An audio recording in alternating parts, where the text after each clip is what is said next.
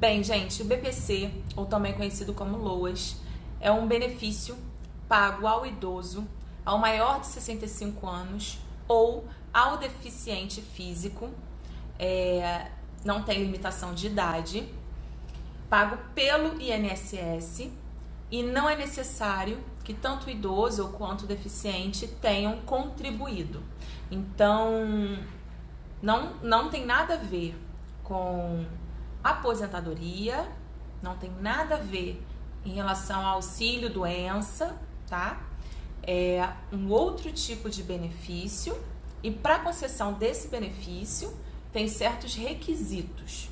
E então, antes de solicitar, antes de tentar junto ao INSS, você que nunca contribuiu, veja se você se enquadra nesses requisitos. Então, antes de solicitar junto ao INSS, verifica se você se enquadra nesses requisitos. Em relação à idade, 65, né? Em relação à deficiência, a gente precisa comprovar que aquele deficiente físico, ele precisa de ajuda constante.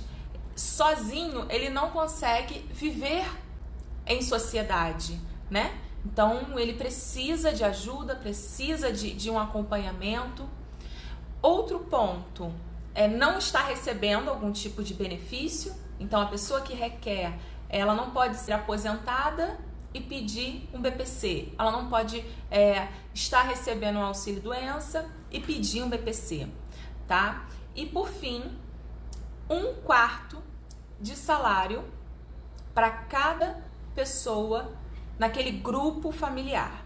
Então, se tem uma pessoa que recebe um salário mínimo, precisam ter mais 3 pessoas sem rendimentos naquele grupo familiar. E o que compõe o grupo familiar? O grupo familiar é o pai, a mãe, ou companheiro, né? Padrasto, madrasta, os filhos solteiros. Então, filhos casados não entram nessa conta.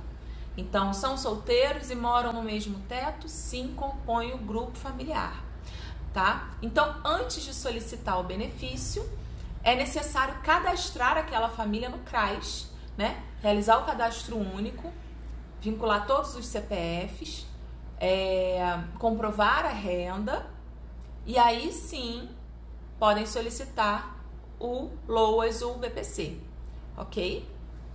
E ao solicitar o INSS, vai agendar uma perícia para saber se de fato aquele deficiente físico necessita de ajuda, né? E também vai agendar uma análise social para verificar se o idoso ou se o deficiente de fato vive naquele grupo familiar que foi cadastrado lá no CRAS e que de fato estão numa situação de vulnerabilidade social, tá bom? Isso é muito importante frisar. Tem análise social do caso, sim. E esse cadastro no CRAS tem que ser atualizado de 2 em 2 anos, né? Sob pena do benefício ser suspendido. Ah, mas Rafaela, minha vizinha solicitou o LOAS e conseguiu, e não foi feita nenhuma análise social, ninguém foi na casa dela verificar onde ela mora. Enfim, cada caso é um caso, e legalmente falando, essa é a orientação, ok? Até porque quem solicita indevidamente um benefício, no momento em que a Previdência Social descobre, ela cobra, tá? Então, ela informa que houve superação de renda e cobra todo o período aí que foi concedido o benefício e a pessoa retirou de forma indevida. E se a pessoa não pagar, vira uma dívida ativa, além do crime, né, praticado. Então, pensem bem. Mas eu não acabei a explicação, não. E o que eu quero dividir com vocês é sobre o requisito de 1/4 de salário para cada integrante daquele grupo familiar.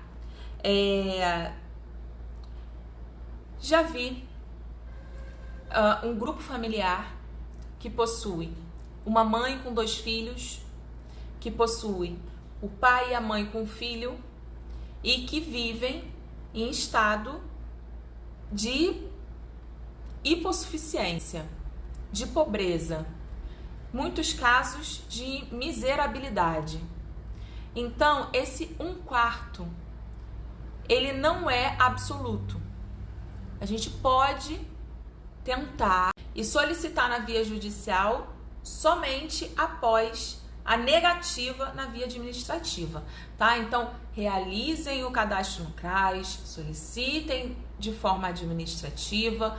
Com a negativa, aí sim a gente fundamenta a ação e solicita judicialmente aquele pedido, mostrando a realidade daquele grupo familiar, ok? Então, falei bastante, espero que tenham gostado. Um beijo.